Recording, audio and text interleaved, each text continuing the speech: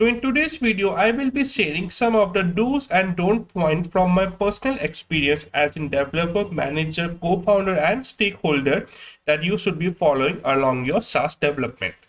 Now, all these things would be coming from my blog that I have been posted on Medium. The links is in the description down below, so you can go and check it out. So we will be starting with points you should not be following. Number one, we are having monolithic architecture. What I recommend is that we should not follow something like monolithic architecture while the SaaS development.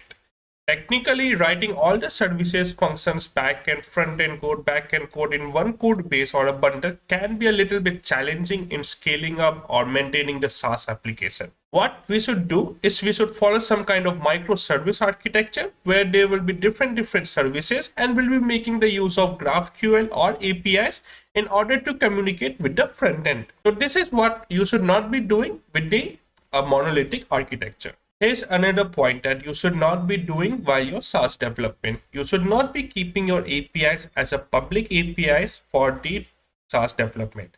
This I usually used to do when I was not familiar with JWT or authorization. So we should have some kind of protection with the APIs which are responsible for the backend. It will help in the future when your application grows and more people will come due to a security point of perspective. Now, this is the third point.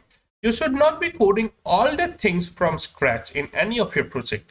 There are pre-built libraries and open source technologies that you can go and refer to, or some code on Stack Overflow or from your previous projects.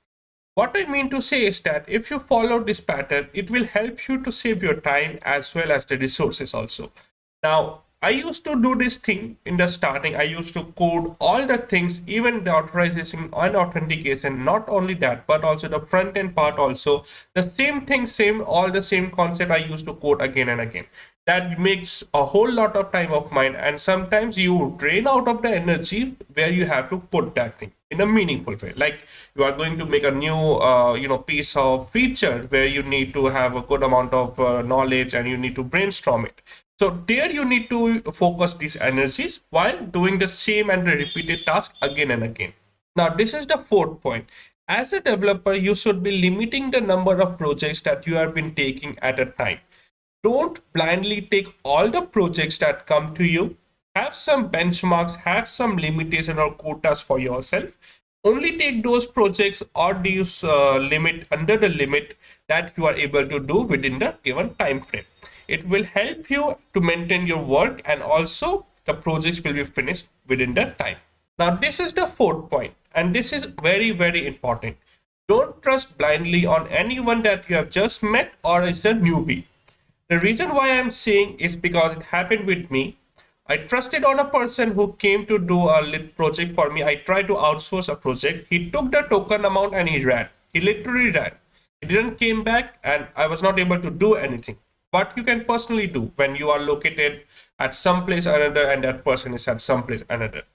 So I just want to say that just when you have a good amount of relationship with that person, you have done many projects with him, only on those cases just you can do this token amount and all these things. But if you just met him, don't do it. Now we are going to discuss some of the points you should be doing. First, you should start saying no. Don't blindly say yes to any projects, any features that's been thrown to you.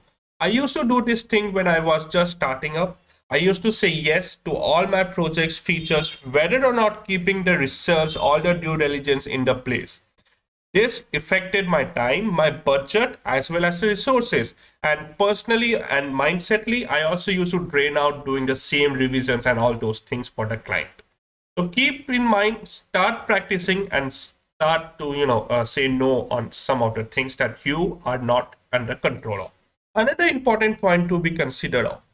Now, this can be a little bit difficult for you or it can be your personal reasons also. But what I used to do, I used to try to open my camera most of the meetings. This helps me as well as my client in order to get a confidence inside the project, or when I'm going to take a project from a new client, it really gives the confidence between the parties. So you should also start showing your face. It's all dependent upon you. I know it will take a little bit of time if you are starting off it, you are not confident. So just think about it. It can help you out. So this was all in about today's video. Feel free to check my blog in the description. There you will find more details and more elaboration on the points that I have discussed. We will be also coming with such videos in the future more. So please give it a thumbs up and subscribe to the channel.